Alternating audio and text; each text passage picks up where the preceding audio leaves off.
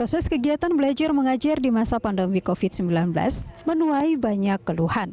Komisi Perlindungan Anak Indonesia menjelaskan, banyak siswa mengalami tekanan secara psikologis hingga putus sekolah karena berbagai masalah yang muncul selama mengikuti proses pembelajaran jarak jauh atau daring di masa pandemi COVID-19.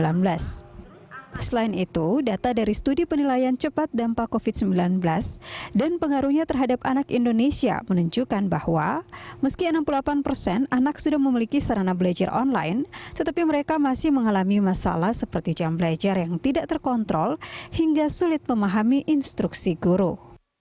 Tidak hanya keluhan anak, banyak orang tua juga mengeluh karena merasa kesulitan mendampingi anak saat belajar daring di rumah. Keluhan tersebut beragam, mulai dari penggunaan aplikasi yang dianggap rumit hingga bagaimana meningkatkan fokus anak saat kelas dimulai. Selain itu, tak sedikit orang tua yang berharap agar waktu belajar bagi anak yang harus didampingi orang tua menggunakan shift. Hal itu dikarenakan jika kelas dimulai sejak pagi, belum tentu anak bisa didampingi orang tua, karena orang tua juga harus bekerja di pagi hari. Tim Liputan, Berita 1. Ya, kembali di Lunch Talk pemirsa. Banyak siswa mengalami tekanan secara psikologis karena berbagai masalah yang muncul selama mengikuti pembelajaran jarak jauh atau daring di masa pandemi COVID-19. Tidak hanya siswa, tapi banyak orang tua juga mengeluh karena mengalami sejumlah kendala saat mendampingi anak belajar di rumah. Terkait sejumlah hal itu, kita akan membahasnya bersama dengan Ketua Lembaga Perlindungan Anak Indonesia, Kak Seto Mulyadi, dan juga Ketua Umum Persatuan Guru Republik Indonesia, Ibu Unifah Roshidi yang sudah tersambung melalui Zoom. Saya sapa dulu yang ada di studio. Terima kasih Kak Seto sudah hadir. Iya, terima kasih Mbak Dan Cakri. juga ada Ibu Uni melalui sambungan Zoom. Selamat siang Bu Uni. Halo, selamat siang Mbak. Sehat selalu.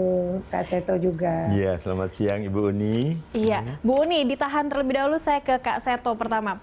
Kak Seto, kalau ini tadi kita lihat di di CG dari tadi paket yang tadi kita lihat, anak jadi cenderung bisa stres atau ada tekanan psikologis selama pembelajaran jarak jauh. Sementara ini sudah berlangsung sekitar 3-4 bulan belakangan begitu.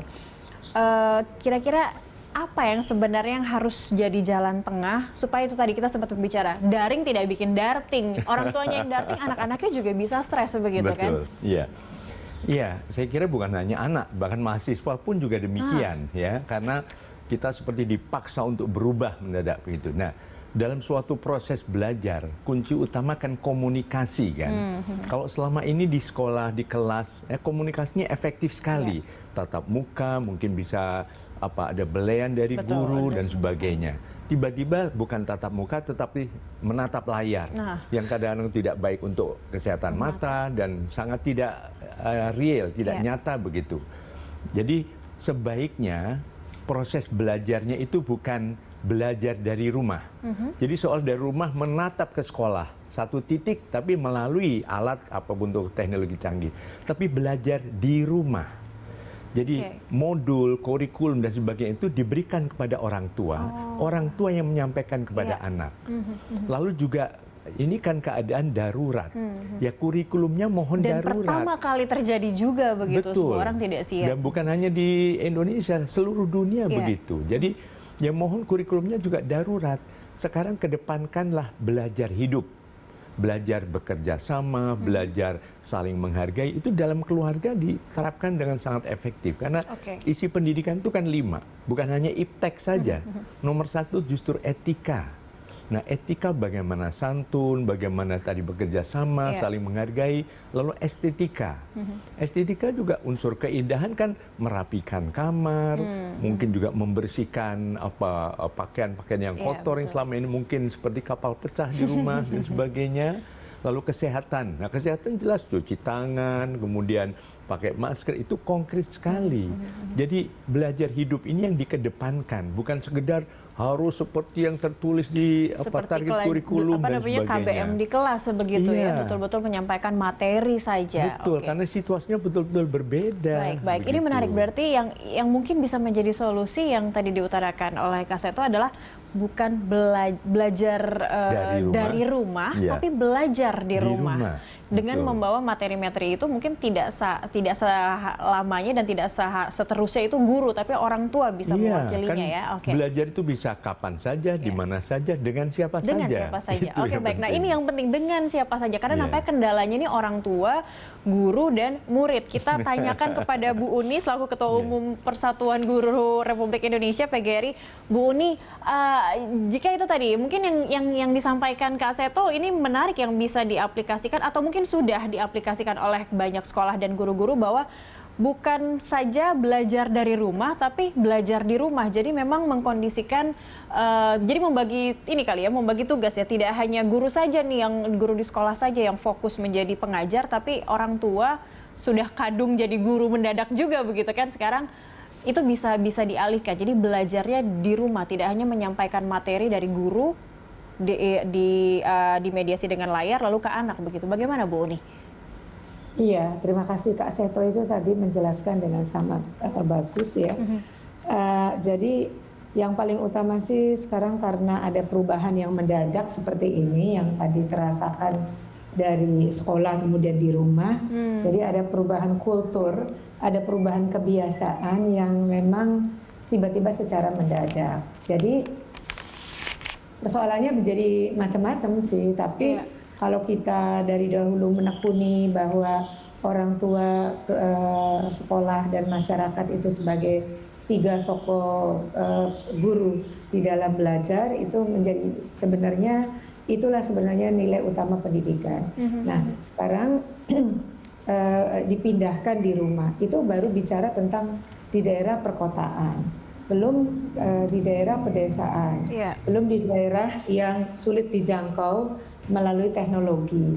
Karena itu memang satu hal yang paling penting sebenarnya adalah kenapa sih nggak kita fokus menata darurat itu kemarin, ya kan?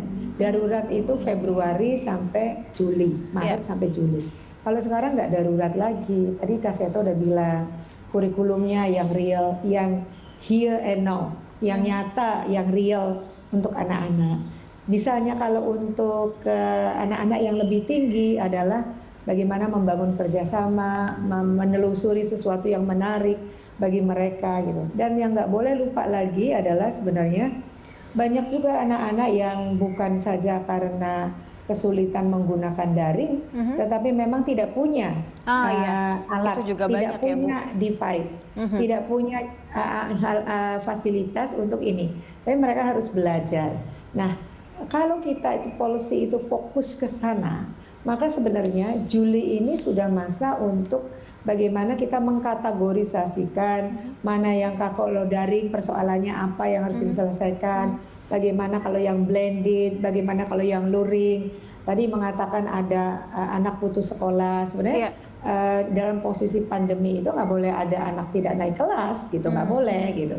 Karena kita tidak mengukur, tadi Kak Seto udah bilang, kita tidak mengukur kognitif semata, tetapi proses engagement anak-anak orang tua itu yang akan dimonitor. Kita nggak bilangnya dinilai, tapi dimonitor untuk mengontrol anak, mendorong anak maju berkelanjutan. Oke, baik. Gitu. Nah, Bu Uni, tapi yang tadi Ibu sampaikan secara menyeluruh itu apakah seragam, sama semua sampai ke pihak sekolah hingga sampai kepada para guru-guru pengajar? Karena nampaknya kalau lihat dari Facebook nih, laman Facebook, media sosial yang ibu-ibu gitu ya, ini curhatannya nih, aduh gurunya nggak paham nih, gurunya nggak ngerti pakai Zoom mungkin atau Google Class mungkin gitu. Jadi yang disalahkan hanya dari sisi pengajar mungkin, padahal sebenarnya memang seharusnya kurikulum tidak lagi 100% sama seperti kemarin. Nah, apakah ini sudah sama diterima oleh pihak sekolah dan juga guru, hingga itu tadi yang disampaikan ya tidak hanya aspek materi pembelajarannya saja begitu, Bu Uni? Ya, ini kompleks ya. Memang tidak semua, nggak usah guru, dosen, mahasiswa juga sama. Jangan-jangan teknologi itu memindahkan dari pembelajaran dibawa ke Zoom, terus kemudian di copy di situ. Jadi inilah yang saya katakan semua kepada yang pengambil kebijakan, kewenangan, ayolah jangan ada program yang lain-lain. Programnya itu adalah program bagaimana menyiapkan guru, membangun komunikasi yang baik gitu. Dan kadang-kadang juga ada ada yang memang tidak sepenuhnya, misalnya kalau peran gurunya memahami bahwa dia itu sebagai berubah memfasilitasi, itu kan tidak harus juga setiap waktu memberikan mata pelajaran, tetapi kita bisa melemparkan isu-isu untuk dibangun kerjasama yang baik gitu. Jadi nggak bisa kita nih, maaf kalau tadi survei selalu menekankan pada aspek gurunya, itu saya keberatan. Itu survei selalu begitu. Padahal nggak usah di Indonesia, nggak di seluruh dunia juga sama.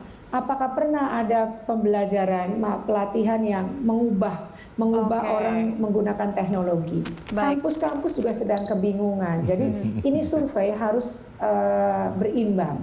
Survei harus berimbang. Tapi intinya bagaimana mencari penyelesaian atas persoalan-persoalan ini.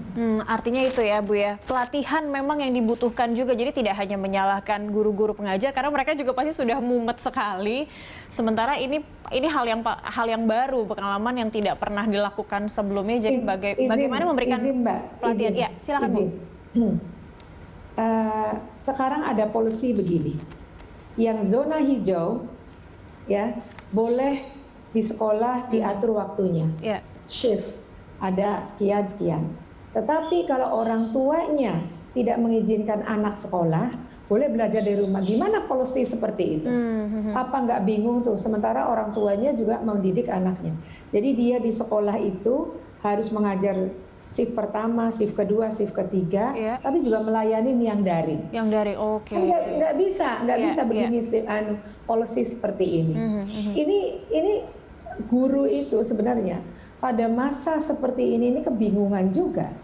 Belum lagi ada penyederhanaan kurikulum, capaian yang harus dicapai itu berubah dari konten kepada proses gitu. Itu kan nggak jelas, jadi kompleks gitu Mbak. Ya, jadi aturan kebijakannya dulu nih yang dipakai, yang mana, dan itu yang perlu diasah dengan penambahan mungkin memberikan materi atau pelatihan kepada guru-guru. Kita akan jeda terlebih dahulu, Kak Seto, kita akan jeda. Kita akan lanjutkan di segmen berikutnya. Pemirsa tetaplah bersama kami di Lunch Talk.